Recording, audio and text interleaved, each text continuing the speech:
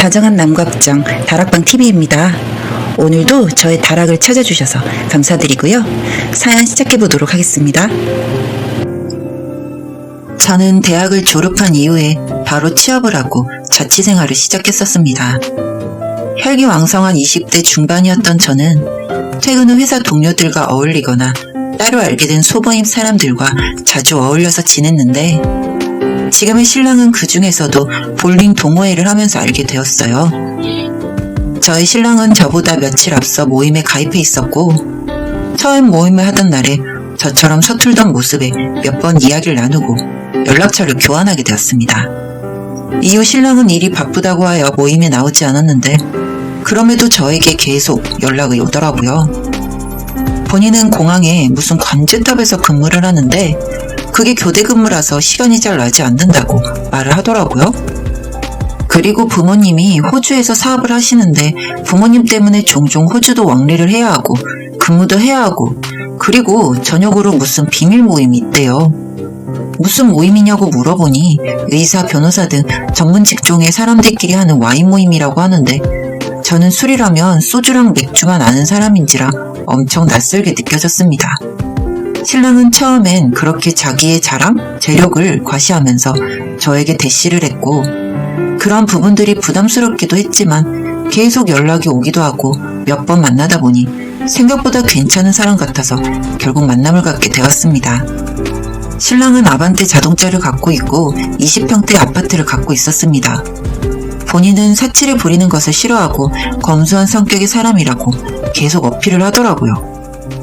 신랑의 말처럼 신랑은 먹는 것, 입는 것 등에 큰 지출을 하는 타입은 아닌 것 같았지만 가끔씩 퇴근 후 저를 데리러 오는 차 안에 명품백을 선물해주는 등 저에게 있어서 지출은 아끼지 않았고 그래서 주변 지인들이 더 괜찮은 사람이라는 말을 많이 했던 것 같아요.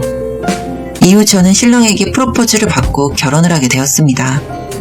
신랑은 더 좋은 집으로 가자고 말을 했지만 검소한 그 사람의 성품대로 기존의 신랑 집에서 내부 인테리어를 새로 하고 대신 차를 바꾸고 결혼을 준비했습니다. 당신 같은 여자를 만나서 정말 다행이야. 응? 뭐가? 명품백 같은 건 투자하는 느낌이 아니라 그냥 사기에도 괜찮은데 나는 집이나 땅 같은 건 투자 가치가 있기 때문에 생각을 많이 하고 진행해야 한다고 생각하는데 마침 당신도 내가 사는 집에서 시작하자고 말을 해줘서 그럼 집이 한두 푼 하는 것도 아니고 여기서 지내다가 이사 갈지 말아보자.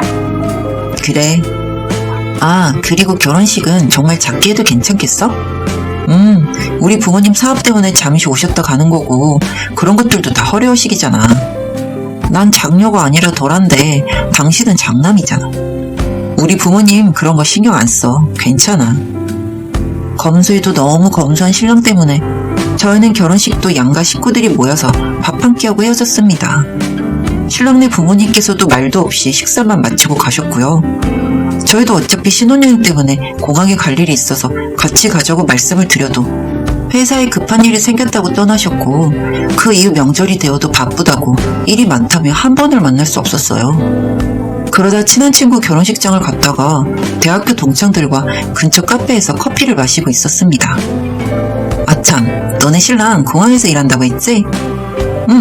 공항에서 일해. 어디 공항? 나 얼마 전에 본 것 같은데. 지금은 인천공항인데 나중에 다른 데로 갈 수도 있다더라.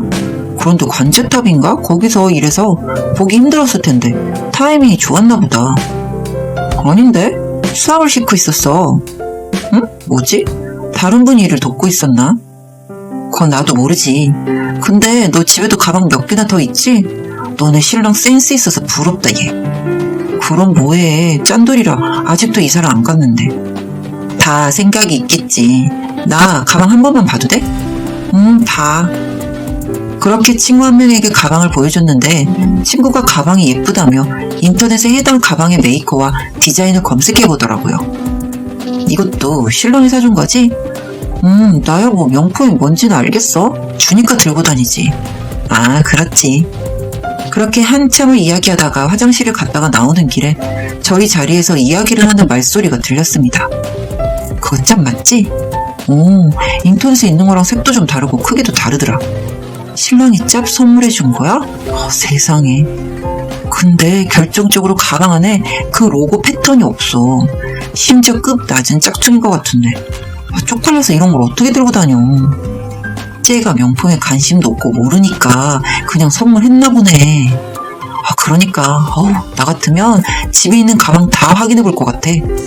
친구들은 제가 화장실에 간 사이에 제 가방에 대한 이야기를 하고 있었고, 그 이야기를 듣고 인근 명품 중고상에 갔더니 제 가방이 짭이라고 했습니다. 그냥 일반인들이 봐도 티가 날 정도로 저급한 가방이었던 거죠. 저는 집에 가서 신랑이 준 가방들을 봤는데 자세히 보니 정말로 로고가 다르거나 사이즈 미스에 어떤 건 가죽 마감의 이상까지. 다른 것보다 너무 기분이 나빴습니다. 제가 명품을 사달라고 한 것도 아니고 선물해주면서 어떻게 가짜를 선물해줄 수가 있죠? 저는 포장까지 다 되어 있길래 한치의 의심도 한 적이 없어요.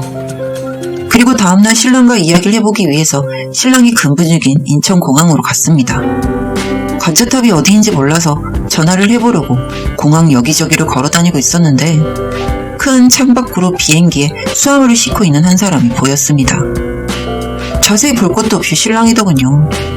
신랑은 열심히 수화물을 다 싣더니 곧장 다른 직원들과 담배를 피면서 쉬고 있었습니다. 신랑에게 공항에 와 있다고 점심시간에 잠시 이야기 좀 하자고 했고 1시간 뒤 정장을 입고 있는 신랑과 카페에 마주 앉았습니다. 바쁜데 왜 일하는 데까지 찾아오고 그래? 당신 나한테 준 가방 다 가짜야? 지금 그 말하려고 여기까지 온 거야? 내가 사달라고 한 것도 아닌데 선물을 왜 해주고 왜 가짜를 줘서 사람 망신을 시켜? 예뻐서 사준 거야. 내가 진짠지 가짠지 알게 뭐야. 그걸 모를 수가 있어? 살 때 어디서 사는지 가격부터가 다른데. 나도 잘 안 사봐서 그냥 인터넷으로 시킨 거라 몰라. 왜 일하는 사람 붙잡고 난리야. 그리고 당신 공항에서 하는 일이 관제탑 보는 거 맞아? 이제 내 모든 게 의심스럽니? 당신이 수화물을 옮기는 거 봤어. 나 화나게 하지 말고 그냥 집에 가. 그렇게 말하고 신랑은 일을 하러 갔고 저는 집으로 돌아가는 길이었습니다. 그리고 집 앞에서 몇 년 만에 보는 시어머님이 있었어요. 어머님? 맞으시죠? 이게 얼마만이에요? 제가 반갑게 인사를 했는데 시어머님은 저를 모르는 척하며 뛰어가시길래 저도 같이 뛰어가서 잡았습니다. 아니에요. 처음 봅니다. 네? 어머님 맞으시잖아요. 지나가다가 우연히 봤어요. 저 그 집 엄마 아닙니다. 어머님 왜 그러세요? 우리 아들 잘 지내요? 네? 네. 나 우리 아들 눈에 띄면 안 되는데. 어머님과 커피를 마시며 이야기를 들어보니 가난한 집에서 장남으로 자란 신랑은 항상 돈에 대한 잘 살고 싶은 욕망이 많았다고 합니다.